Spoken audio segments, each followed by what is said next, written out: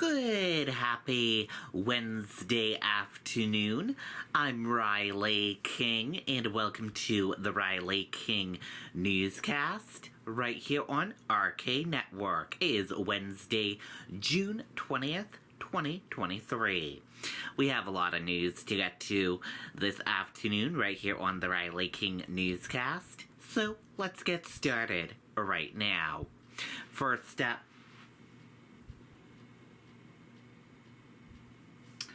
Concord Fire and other departments respond to a fire at a multi-family home in Concord. Let's take a listen to that video from WMUR News 9.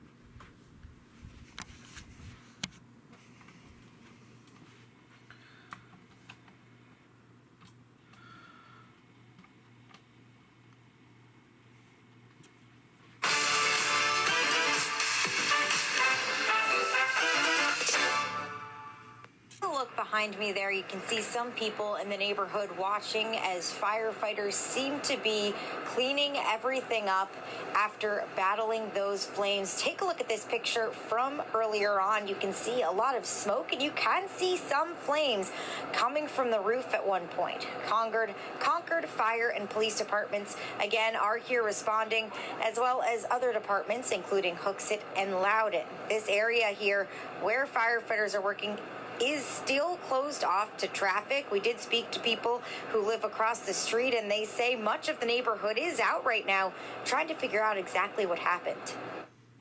It's very concerning, you know, something like this could easily happen to our own home, and, you know, with it being so close makes it feel a little more real just watching the whole thing. We're still waiting for confirmed information on if anyone was hurt in this fire. We'll bring you updates as we learn them on air, online, and on our mobile app. For now, live in Concord, Grace Feinerman, WMUR News 9. Okay, and there you go on that video and that report. Person burned when boat catches fire on Ossipee Lake. Let's take a listen to that video from WMUR News 9. Marine Patrol responded to a fire on a boat this afternoon on Ossipee Lake. Take a look at what's left of that boat. Police say Ward's Boat Shop was testing a 1998 Hurricane deck boat when the vessel flashed over and caught fire. The operator of the boat had some superficial burns but was not otherwise hurt. Okay, and there you go on that video and that report. Man dies after a crash on I-95 in Seabrook. Let's take a listen to that video from WMUR News 9. Police are investigating a deadly crash on I-95 in Seabrook.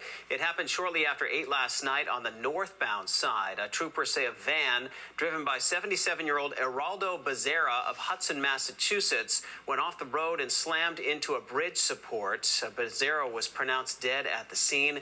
It's not yet clear what caused him to crash. Okay, and there you go on that video and that report.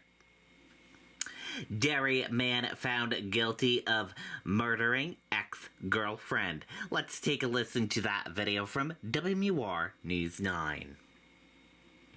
New on Daybreak, a man from Derry is awaiting sentencing after being found guilty of murdering a woman in a Massachusetts restaurant. 31-year-old Amanda Dabrowski was stabbed to death at O'Connor's restaurant in Worcester back in 2019. Her ex-boyfriend, Carlos Asensio, was convicted yesterday. His lawyers admitted Asensio killed Dabrowski, but they argue it was the result of a mental illness.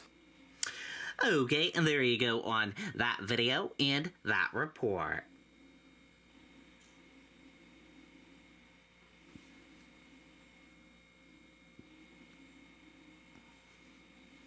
Clock ticks down in search for missing Titanic tourist sub. Let's take a listen to that video from ABC News. Now you're ready to help people customize and save $652 with Liberty Mutual.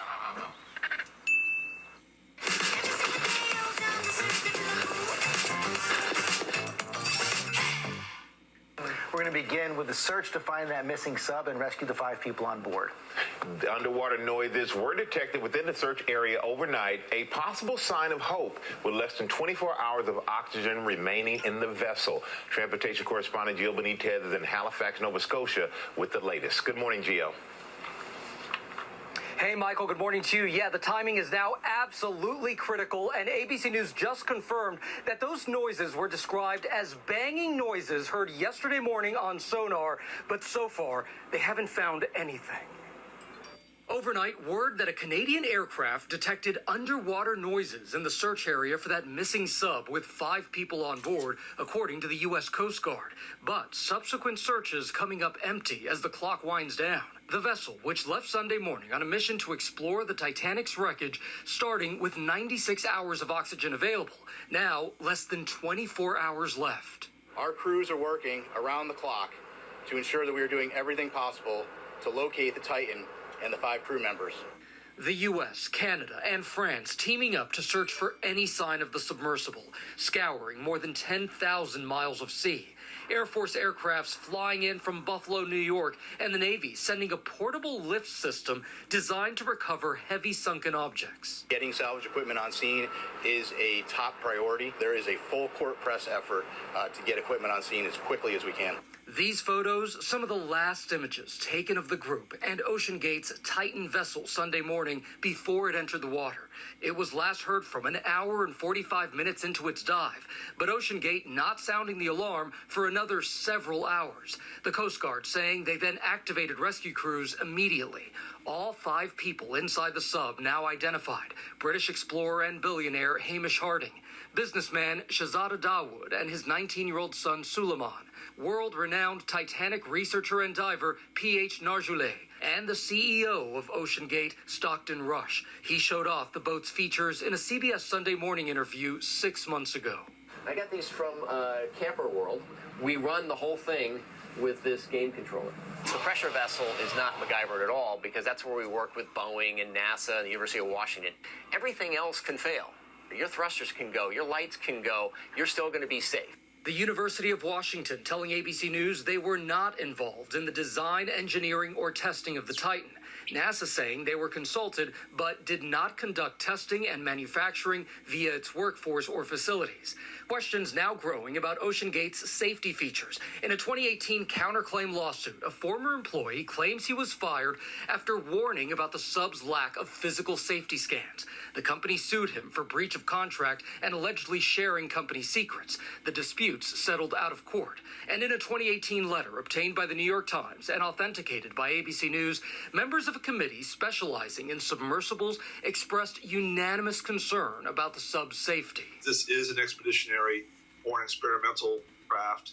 It is high risk, and we just want people to have knowing consent of what they're doing and understand the full expectation of what's to be expected. Lives are at stake. Members of the committee say Ocean Gate did make some changes after their letter. Former passenger Aaron Newman, who traveled on the submersible in 2021, insisting he felt safe at all times, but describing the challenges those 5 passengers now face, even if they make it back to the surface. Because they can't get out. The craft has to be open from the outside. So we're just really hoping they're on the top, they're bobbing around, they're laying there, just relaxing and trying to conserve energy and oxygen. Oh my gosh, so are we stuck or what? Former ABC News correspondent Dr. Michael Gillen knows how dangerous the voyage to the Titanic can be. In 2000, an underwater current drove his sub right into the propeller of the Titanic. It was pretty scary, so I'm very aware of what these poor souls on board the ship, the Titan, are experiencing, and I'm just heartbroken about it. And the timing is so critical because, again, even if that sub did rise to the surface and they're just floating, waiting to be rescued, that sub is actually bolted shut from the outside. So they need to be found because they are running out of oxygen. They are essentially trapped, Michael. Yeah, time is essential there, Gio. Thank you so much. Well, hey there, GMA fans. Okay, and there you go on that video and that report. And we can tell you the U.S. SCG Northeast announces at 1 p.m. there'll be a news conference in Boston for update for search of the missing submarine. That will begin at 1 p.m. today.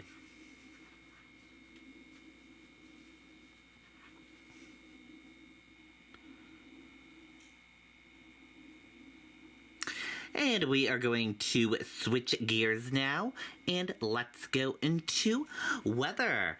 And here is meteorologist Kevin Scrippa with a weather forecast. Make the most of every property with a great deal on the Kubota commercial landscape lineup. Right now, bring home the Kubota C700 mower for 0 down, 0% APR for up to 60 months. MB Tractor and Equipment, where best meets second to none. MB. Looks like fair skies for the next couple of days as we officially kick off the summer season just before 11 o'clock this morning. Looking at a mixture of sunshine and clouds after some initial low clouds and patchy fog early this morning.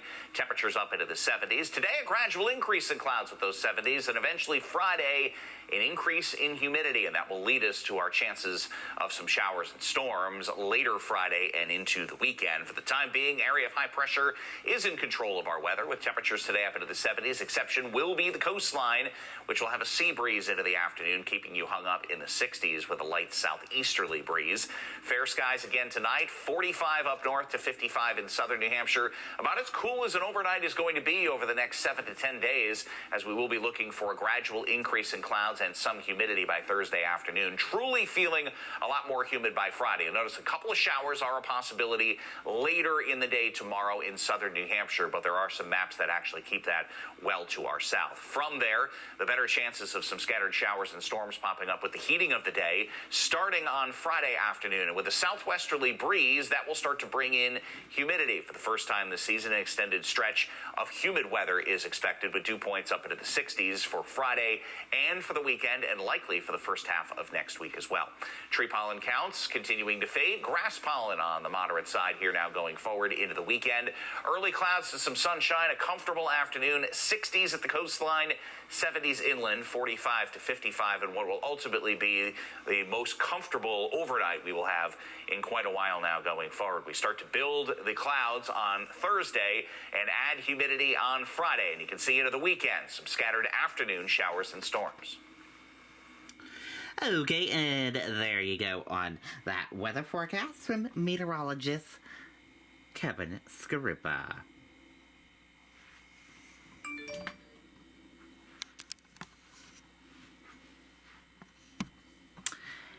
And thank you for watching this afternoon edition of the Riley King Newscast right here on RK Network. Have a great rest of your Wednesday. Goodbye.